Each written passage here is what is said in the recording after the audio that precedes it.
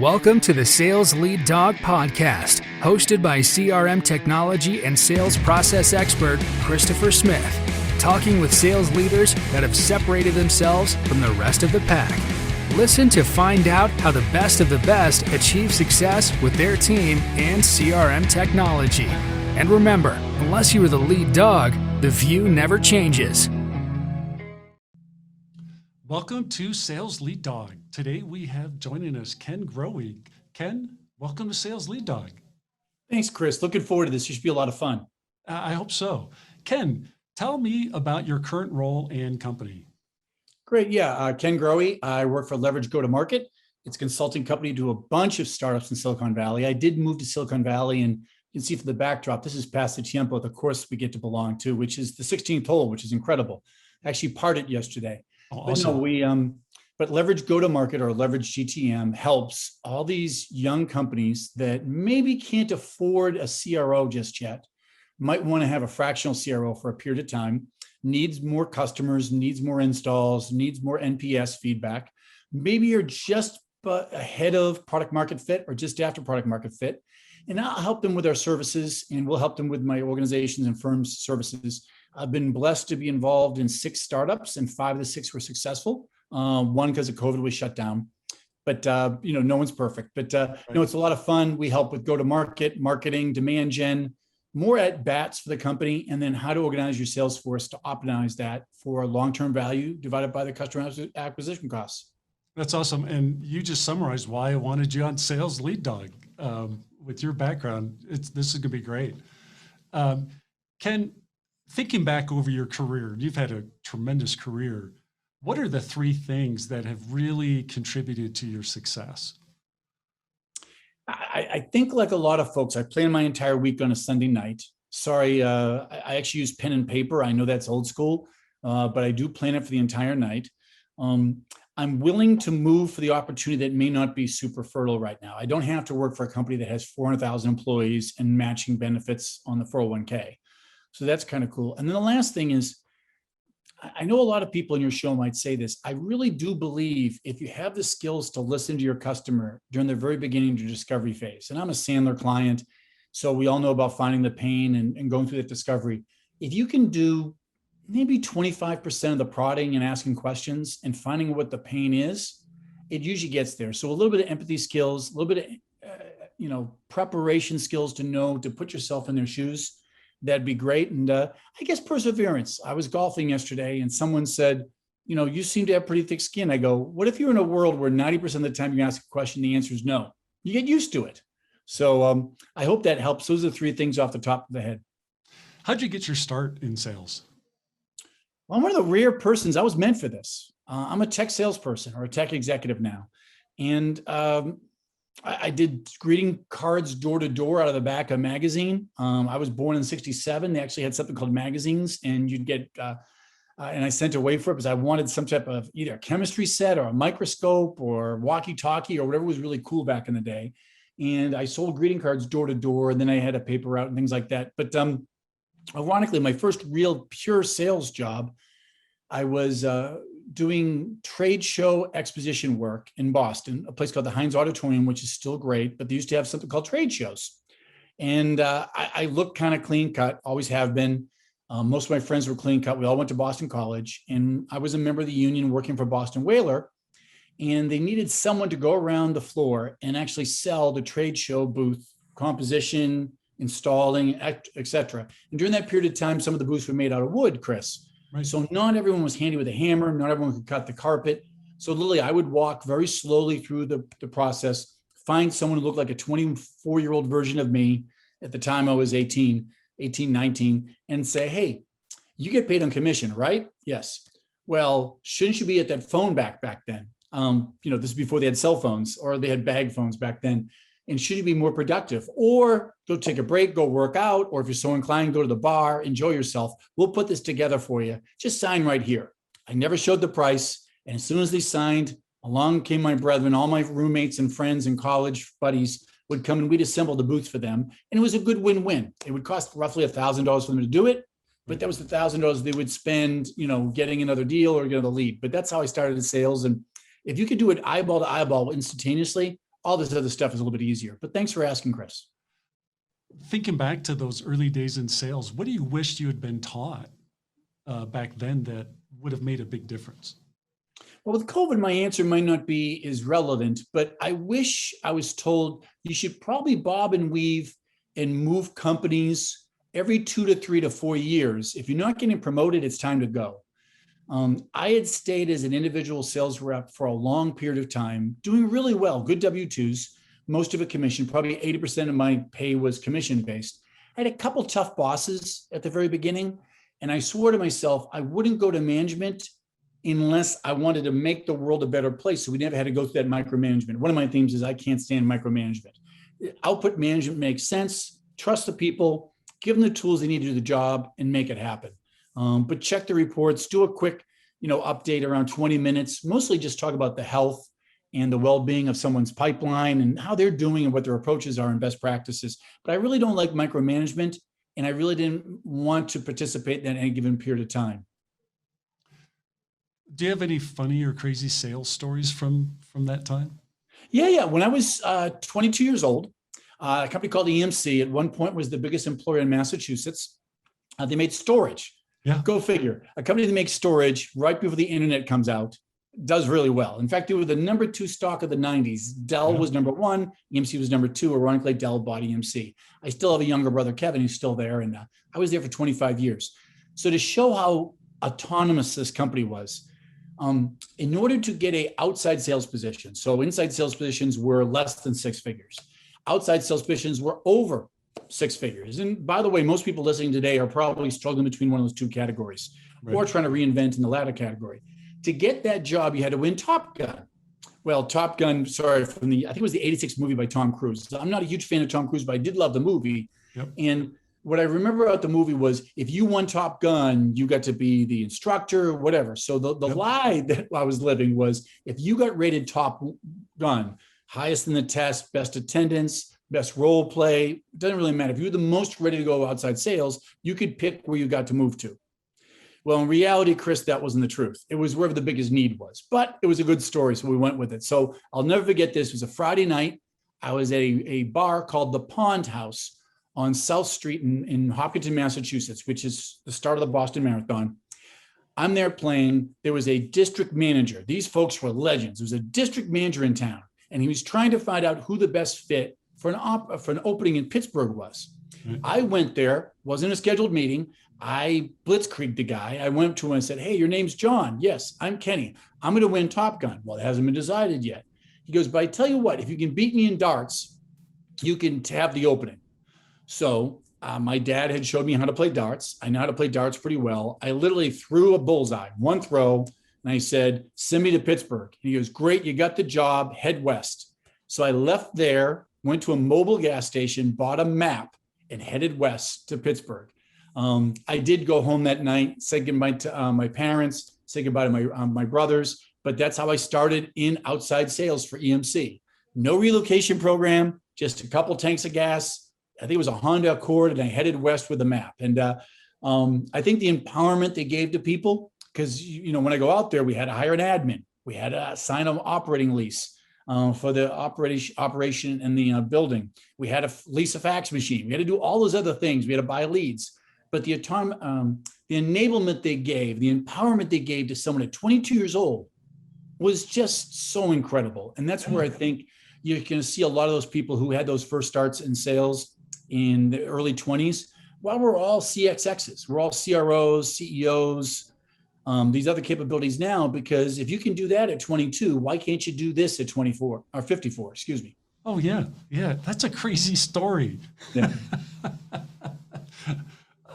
What advice do you have for someone who wants to achieve your level of career success? Don't be intimidated if the company that's approaching you or you're approaching them, it's not a household name. If the name of the company is some crazy company, just because so many people have squatted the names, that it's very tough to find a company name these days. Worry about the TAM, the total available market or addressable market. Right. Worry about, do people need the service, and are there going to be a lot of need towards it? For example, Zoom was a very crazy market in that it was a saturated market. We had a way you could do screen sharing. There was WebEx, there was live meeting, there was go to meeting. There was a bunch of it was very saturated, but an easy to use situation with Zoom. And I think I was second customer at Barracuda. Sanford was number one, Barracuda was number two. But if you can don't worry about the company name, worry about the total available market and what's the unique value proposition behind it. If you can handle that, you can navigate anything. That's the advice I'd give to them. And don't be surprised, like I said before, every 3 to 4 years, if you're not making the money you need to, and you're doing your end of the bargain, you might want to look for greener pastures when it makes sense. If you have a good boss and a good market and a good comp plan, be quiet and just do your work and keep your knitting. But if one of those 3 elements is not working well, my advice is go find someone there is. It's a fertile market, especially coming out of COVID right now, Chris. Right. What if I want to make the jump to sales leadership? What should be driving that decision? Well, you got to perfect what you're doing. So a lot of people always ask me, I'm an SDR, I want to be an outside rep. Great. Are you the highest rated SDR in your business? No. Go do that. Then your dreams will be reality. Well, I'm a sales rep. I want to be a sales manager. Are you the highest rated and highest performing sales rep in your business? No. Well, you do that. It's like anything else. Who's going to promote a 7 on a scale of 1 to 10? They're going to promote the 10. Now, it doesn't mean the 10 is the one that's always billing the most, but usually they're in the top 20% every single quarter, the most consistent. They have the best ideas, but you're not going to get promoted as a 4. If you're at 40% of your number or 50% of your number and you're whining about being promoted, they might ask you to leave. Right. So what I would say is stay to your knitting. If you're an SDR, you want to be an outside sales rep, be the best SDR. If you're an outside salesperson, you want to become an outside sales manager, be the best outside salesperson. It's not for everybody. There was a period of time I was making much more money being an outside sales rep than I was a sales manager. And then at one point, basically knee-jerk reaction that my managers weren't that good and they focused too much on micromanagement, I only changed. But until that happened, that's the advice I have. Perfect what you're doing. No one's going to promote a 4 or 5 or 6. You promote 8, 9s, and 10s. Yep. What about your transition into sales leadership? Was it easy for you or was it a difficult period? You know, I liked recruiting. If there's a tidbit I had out there for all new managers, realize about 25% of your life is going to be recruiting. So spend a lot of time on LinkedIn. Sometimes you're posting just so people can know who you are. I have more followers, I guess, because of that now, well over 20,000, which is nice. But my point being is, understand 25% of your time is recruiting. Do as many meetings as you can. And if you can get away with not being a micromanager and just depend on them to use the CRM, look at the reports for the CRM, and check in with everybody one-on-one at least once a week. And usually run some type of best practice or training once a week where the whole team gets together. And if they feel comfortable sharing some good ideas and some bad ones, then you've got a good team. Yep. What's your strategy for building a successful, the best sales team? During any of the processes, I ask the same 3 questions. I won't reveal them here, but they're all around curiosity. I'm trying to find out if the person has empathy skills and a natural curiosity to be the best they can. I've never really hired someone who graduated from Harvard. I've never really hired someone who graduated from Kellogg, for example. I have worked with them as fellow executives, but it doesn't really matter the type of school you went to or even your overall GPA. If you have a natural curiosity and you have great empathy skills, now, that being said, if you're high IQ and you come from a great school, great. But, if you squeeze, 6 years of schooling into 4 years or vice versa, and maybe went to a school that because of financial situation or academic in high school, you just couldn't get into the one you really wanted to get to, that's okay. I just a pure hunger to get better and a pure curiosity will show up in the interview process. And probably I will, or others will ask you to meet with one of their top sales reps that might be a future person for management and actually ask them, what do you think of this person? So expect to go through 3, 4, or 5 interviews through the process. Because it's, in COVID, you have to make the right decision because the cost of making a bad decision, you're losing 6 months of time, which is money. Yep. Good question, Chris. Yeah. What role does empathy play as a sales leader for you? Well, everything. I mean, if you think about it, all a salesperson's doing is writing the business case or helping the person write the business case on why doing something is better than doing nothing. That's all they're doing. Whether using quantitative or qualitative, you're basically just finding a champion, your advocate, and trying to find out the financials and where doing something that would usually involve some type of short-term investment or reoccurring in case of SaaS is better than doing the alternative, which is nothing. So status quo is always your enemy. So you have to take care of that. Empathy is almost imagining that you're at that employee, and almost if you could write the justification on white paper or blank paper or an empty Word document or Google Doc, and then have them put their logo on it. And if they could actually use that internally in the company as one that you really think you portrayed as their own, then you've got great empathy skills. And some of the mentors that I had in my life, Jeff Goldberg, reeks of me, VP of marketing at EMC in the old days, he would literally say, could you just go in a room and just pretend you're your champion? What is your champion writing, or what is your champion doing to corral the 6 or 7 hearts or minds to get the budget allocated, or if budget's allocated to select your solution? How do you write or justify the solution for them? And I think at the end of the day, that's all a curiosity, what it would take to be in those shoes, and the empathy skills to put through it. So I think the curiosity, the empathy skill, and the listening skills are pretty good, and the ones that drive the best success criteria for sales executives.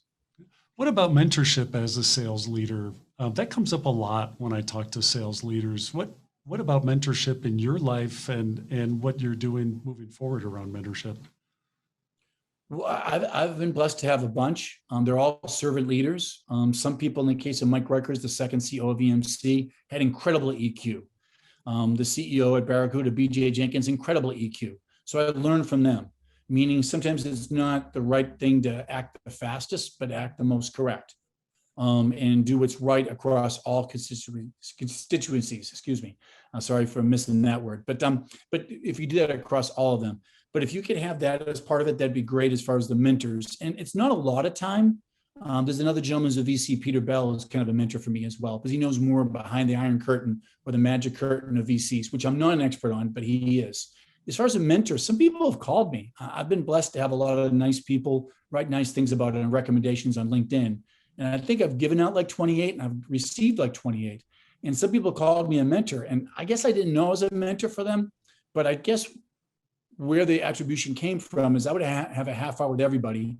And it wasn't just forecast, it was just checking on their mental, where they are during COVID or where they are in their campaigns and where help out there. So I guess that's the best issue as far as direct line mentorship. And then some of the folks have done very good by me and have moved around and have worked for me at 2 or 3 different places, which is great. So I don't mind doing it. I had a breakfast meeting earlier this week with Diana, who ran revenue operations for us. And she was looking for a bunch of different jobs. And I guess she called it a mentor meeting. For me, it was just a small meal and just kind of listening to what her pursuits were and what her posts were doing on LinkedIn and what her opportunities were.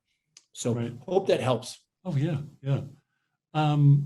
If you were the CEO of a company and you're looking to hire the person to lead your sales team, tell us about the qualities of the person you want to hire. Well, I have a slight bias towards hiring from within. That's the reason why in my SDR programs, I typically do it organically. Some people outsource SDRs and that's great. And during certain times that makes sense. But I typically try to hire SDRs that eventually become inside sales reps, or eventually would be managers of the SDRs, or eventually outside salespeople, or channel people, or partner people, or alliances people. So I do believe for promoting from within, I think it sends a nice message.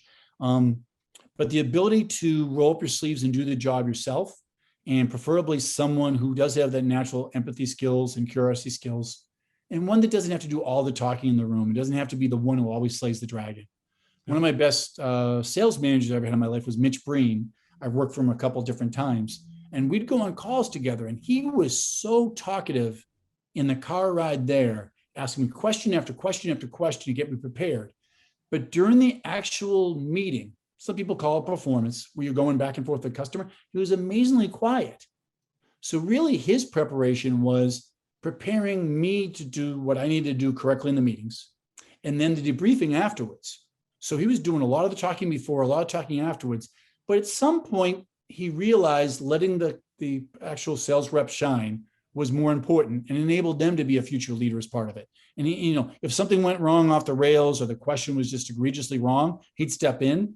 But I was amazed how quiet, and I thought about it, and that's really, really executive-like, to let your people shine when it makes sense to do it. Because no one wants to bring around the boss, let them do all the work. Oh, yeah. You really don't feel like you're getting ahead. And you're also giving them room to learn, to make the small mistakes that they can learn from and grow. That's great. What role does, or how do you leverage failure, and not necessarily failure, but losing as a learning opportunity as a CRO? Well, I've been blessed to be a CRO a couple different times, all of it successful, which is great. I actually was a CRO before they had the title. I used to call it in charge of sales operations. I like running the demand side of marketing and the PR, AR, and IR part of marketing. So not all of marketing, but the part that actually creates the at-bats. But as far as where it kind of helps me is if I can have that kind of creation to kind of do that and run that for organization, it certainly will help a little bit better. Can you double click a little bit more on that question too, though? Because I feel so losing deals is just a natural part of sales. You're not going to win every deal. Do you have a particular strategy of how you turn those lost opportunities into learning opportunities?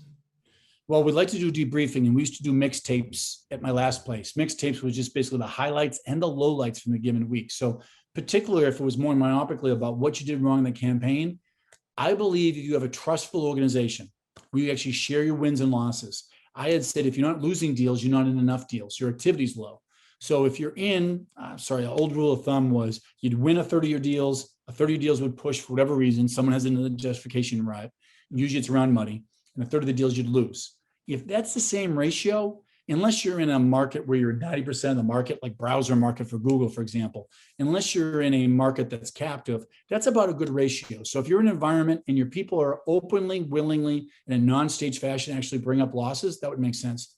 Now, me personally, I went for a few CRO positions a few years ago and I didn't get them. And I kept on looking as a post-mortem. I asked the recruiter or other people, why didn't I get them? Well, there wasn't exactly one specific reason. Usually it was skill set and fit. But I looked at some of their resumes and the people that were beating me either got an MBA at Harvard or an MBA at Kellogg or an MBA at Wharton. So I wasn't going to beat them. So I did take the occasion to go back and get some executive finding at Stanford because I wanted my game to be up to speed as well. It was a little comical to be going to that in the 50s when everyone else was in their 20s and 30s. But I think people treated pretty respectful as far as that. So to answer your question, in the actual professional network, when you get the executive area, you might have to go back and get some refining, whether it be a Stanford Executive Education, a LEAD program. Ironically, we were part of the LEAD Dogs, which I know you like that name. Because you had said before, LEAD Dogs great because the view's a lot better being the lead versus following everybody else. So I love it. That was the name of our work group within our Stanford team.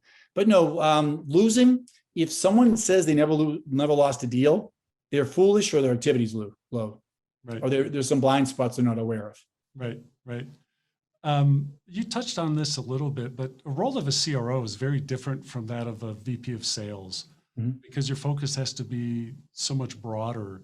How did you transition into that first CRO role you had? Well, I think it was out of just pure need. We spun out CUDA Sign, which was a great e-signature product, to a freestanding company called SignNow. And thank you again to Barracuda for letting me do that. But when I did that, we didn't have enough money for a VP of sales and a VP of marketing. So I did both roles. And I think for pure product marketing, I wasn't the best. As far as pure roadmap, there was people that were better. We had a CTO do that for us. And he was spectacular in that position. But for creating leads, doing the SEO, doing the organic, doing the inbound, doing the branding, doing the website development, doing the XML, and so it's in the right position, I was relatively okay on that.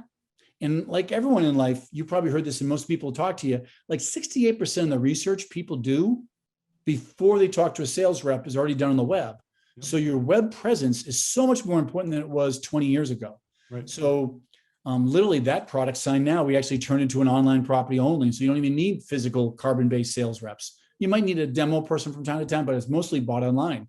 But to answer specifically, I want to look through the lens of a UI, of a customer experience from beginning to end, from like the time you fill out a web form to first contact to all the process, whether it be chatbot or any way you go through it.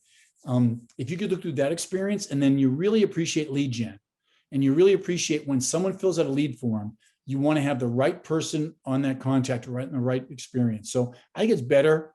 In my last place, I took the hashtag on our Slack thing is make the number. At the end of the day, a CRO's job is to make the number, to put the right resource in marketing and demand gen and brand recognition and in sales. And CRO is a little bit different. You have to work hand in hand with the CFO to make sure the cost basis of the sales is going correctly. I referred to this before, but the long-term value divided by the CAC or customer acquisition costs are really important, especially at the beginning. Yep. So everyone wants to hire 25 sales reps tomorrow and pay them a lot of money. Sometimes it's better to crawl, walk, run, and maybe hire a few people that can do their own demos and then invest the right way to do that in a SaaS marketplace. And I've heard more and more, and a couple of people on the board of directors asked me about this. Ken, it seems like you're hiring more hybrid reps these days. People that are way more technical than they used to be, or people that are somewhere between a sales rep and an SE, or someone who's both outside and inside. And look at our example today. We're doing this as if we were inside salespeople. The outside salespeople used to carry a bag and do 12 physical meetings per week. Right. In this new post-COVID world, you're still going to do 12 meetings a week, but I bet you over half of them are over Zoom or something like Zoom. So thanks for the question. That was very thoughtful. Yeah. So shifting a little bit to success habits. Tell us about your success habits, those things you do every day that help you. Well, I think I talked about Sunday night. I plan my whole week. I plan the individual day the night before. Like this session, I try to get quiet time to do the really important calls. I try to dress for the role. I try to, on the Zoom, if I'm meeting with MetLife, guess what logo's behind me? If I meet with Stanford, guess what logo's behind me? Right. A little bit of research behind me. I don't ever think I want to lose a deal from not being prepared. Yep. So I did a post I do something called Lunchtime Fridays, which is just sales tips out every Friday. It's 60 seconds or less. And I usually pick some kind of cool backdrop, a company's logo that I'm doing business with, or worst case, the beach or the golf course. People tend to like that. But I basically try to show in different examples of where that difference make a really good help and really can help us win the deal versus lose the deal. Right. Moving past revenue, and I don't want to minimize revenue as a measure for success for a sales team, but are there other measures of success that you have for yourself and your sales team beyond just revenue? Absolutely. Net new logos per year, net new pipeline grown within the quarter. NPS, Net Promoter Score, is huge. The amount of customer use cases, customer successes, the ability to create a user group, which would create, everyone talks about the funnel. I talk about the flywheel. The flywheel is like, if you get a customer that's so passionate that they literally will talk your ear off and tell you, like, I'll put the down payment down. Like, so I just bought a truck. I won't say the brand name, but I just bought a truck. I'm so passionate about the brand. If anybody ever says that's the wrong brand, you should buy this or this, that I'll talk to them and I'll convince them to do it. And one of my friends that I golf with from time to time literally bought that same brand truck because I went through it. So however you can create raving fans. Yep. So incenting the sales rep to create public case studies or testimonials and repetitive business. And then I've been blessed to run organizations that get so big, you have a separate organization, typically inside based, to do expansions or renewals. And that's a good learning ground for everybody else. Also, I do think on customer success, there's a certain person who's really good in that environment. They have to do not 60% listening, but probably 80% listening. And sometimes they catch a lot of shrapnel for things that went wrong in the company that weren't their fault, but they don't get too defensive. Right. So holistically, you had mentioned before and touched on before, the CRO owns the number all the way to the board. And if you don't make it, the job's eliminated or that person in the role is eliminated. But it's running sales, customer success, customer operations, marketing repeatability. So you won that go zone for the use case over and over again. I love the best answer I've got to that question. That was fantastic. Good, thanks. Let's shift to one of my favorite topics, CRM. When it comes to CRM, do you love it or do you hate it? I don't hate it. I'm disappointed with it. Now, remember, I live in California, Silicon Valley. Right. Maybe once a month we go up to San Francisco. Not as much as I thought we would, because the city's kind of going through some transition period right now. But if you look at it, a major skyline of a major city has changed because of some incredible things Mark Benioff did. If you get a chance to read the book, there's a lot of great books. I read Frank Slootman's earlier this week about tape sucks, ironically, and Mark Benioff's book about when he was swimming with the dolphins, and he created kind of the cloud market and the SaaS market, which is incredible. But I'm disappointed with it for this reason. If every rep who listens to me or works for me puts everything they're supposed to into the CRM, wouldn't you think that when board time came around, you just have to do an extract and here's the reports and there you go? My disappointment is, believe it or not, you actually have to huddle for around 3 days with your sales ops team, your revenue ops team, take all these reports that are pretty good, but not what you exactly want, and then change it and buy these other tools from Insight and all those other companies to create the slides that you really want to show the board. because they're going to ask about how long does it stay in this category? It's a 7-stage sales process. How long is it in this category? Is there a particular category you're losing more than others? There's some gaps in the CRM. So you can't just export what you live and breathe in right to the board deck. So I'm here to tell you, every 90 days, physical days, your CRO loses 2 to 3 days on just reformatting the data, not manipulating, but reformatting the data so it looks great to the board, or I'm sorry, in the right light to the board. Right. And that's my disappointment with CRM. Yep. I mean, I think almost everybody, without saying a brand, but is going to use some type of CRM. I personally switched from a back-end operation and marketing around from Marketo to HubSpot, and we're very happy with it because it allowed just get more nimble and quicker and be able to make changes quicker. I was hoping that CRM would get more nimble and be able to get it and export into board slides a little bit easier. Yeah. That you touched on a topic that I think is really important when you're talking about CRM is that I agree with you that the technology is not overall, it's not as nimble as it should be this day and age. There's still a lot of you're fit into a box and you have to live within that box. And if you need to expand the box or maybe shift it, change the shape a little bit, it's hard to do. So let's say you have a senior salesperson and that person lives in New York City and says, hey, I got some information. I got some feedback. Well, if it was a marketing thing, that person could say something to me, and I'm not kidding, even at my level, I can change something in HubSpot that day and it's implemented the next day. Oh, I want to drop them into this. If I want to do it in the CRM, I have to write out the request, sometimes record a Zoom, send it to the person who's in charge of coding for the CRM. So you have dormant resources sitting there for, let's say, over 6 figures, depending on where the person lives.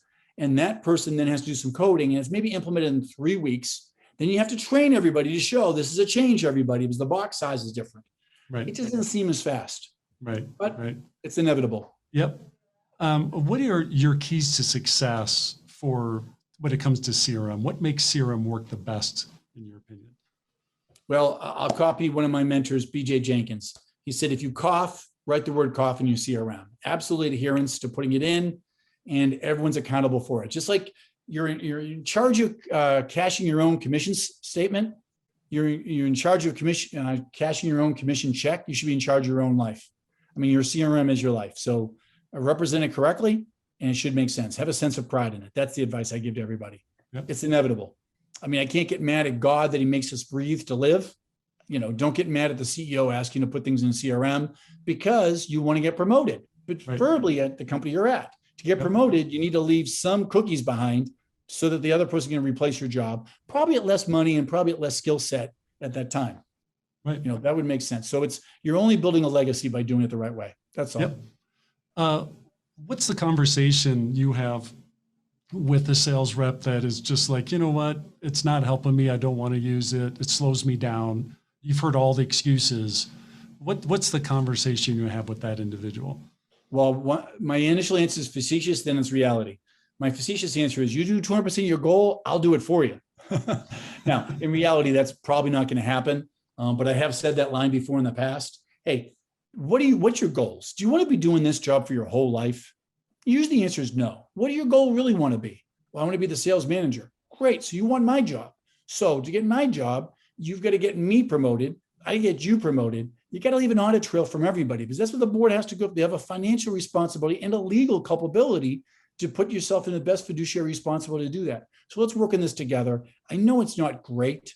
Do I ever want you to not go and have, sorry, this is post-COVID talk, not go and have that one more beer or one more water or one more cup of coffee with the customer so you log things in Salesforce? Absolutely not.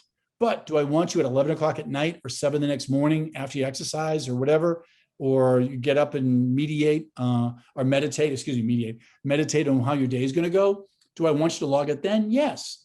But you don't have to put it in real time, but don't let it last more than 3 or 4 days and put it in there. So my dialogue is, if you're 200% of your number, I'll do it for you, but someone has to do it. Good example, Dick Egan, the first CEO of EMC, said, if you're too busy to answer a customer's call, forward the call to me, I'll take care of it. My point being is, if you're the CEO of the company and you got time for customers, you should have time for customers. Because in theory, the better you represent what the facets are, because if you think about it, if you're listening to a customer and let's say the product roadmap has a gap, and we need a feature to catch up to everybody or to advance things. And it might be the next $1 million deal. If you log it correctly in the CRM and the PM, the product manager, does the job correctly, they can actually cull in information from the CRM, not wasting your time. Because trust me, everyone gets sales reps need time to go spend with customers. So they're not going to stop anything other than maybe a QBR type fashion, quarterly business review. But if you can do it correctly, you can show your best sales reps who hate CRMs. And sorry, I was born in a generation where it didn't exist. Right. So I used Sales Logic and a bunch of other things, and Act and a bunch of the databases before that. And I actually was the first user at EMC for Salesforce because I ran basically what was the cloud group from before. But if you can convince the people that it's to benefit for them, it's benefit for the company and their upward mobility, it would make sense. Because trust me, wherever they go, if they go to a bigger company, it's going to be even more litigious and more tedious than it is where you're at. Oh, yeah, I agree. And it's also, you hit on this, that there are people downstream that depend upon that information, that PM or whoever, customer success, whatever you have to call it, that has to deliver based upon that information you're putting in. So I love that. Yeah. We're coming up on our end time here on Sales Lead Dog. I really appreciate you coming on. If people want to reach out and connect with you, what's the best way for them to do that? LinkedIn is great. Or my website is leverage, LEVERAGE, GTM, stands for go-to-market.com. I'd love to help you out. If you're a startup, that's usually my sweet spot. But I actually got 2 or 3 requests in the last 48 hours saying, Ken, our deals are closing too late in the quarter. You have any advice on that? I have a lot of advice on that. Or Ken, we need a little bit more help on getting it so we put in the best light with Gartner. I have some advice on that. So please, whatever you think it makes sense to be out there. It's not just we're sitting around trying to tell you how to build sales teams. That's the easy stuff. It's just how to maximize your cost per dollar across the organizations and to make the biggest impact. Because there's some incredible engineers solutions out there, but like a lot of people said, nothing happens till someone sells something. So I want to help you make the number. But thanks, Chris, for helping me get some exposure out there. I appreciate it. Oh, you bet. And definitely visit his website. Even if you're just going to go to read the testimonials about Ken, it's worth it. Thank you. Yeah, they're nice. You have some tremendous testimonials on there and a cool website. Ken, thank you so much for coming on Sales Lead Dog. It's been great.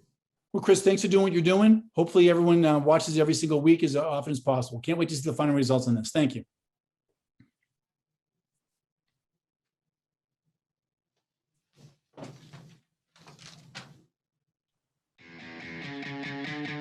As we end this discussion on Sales Lead Dog, be sure to subscribe to catch all our episodes. On social media, follow us on LinkedIn, Facebook, and Instagram. Watch the videos on YouTube, and you can also find our episodes on our website at impellercrm.com/Sales Lead Dog.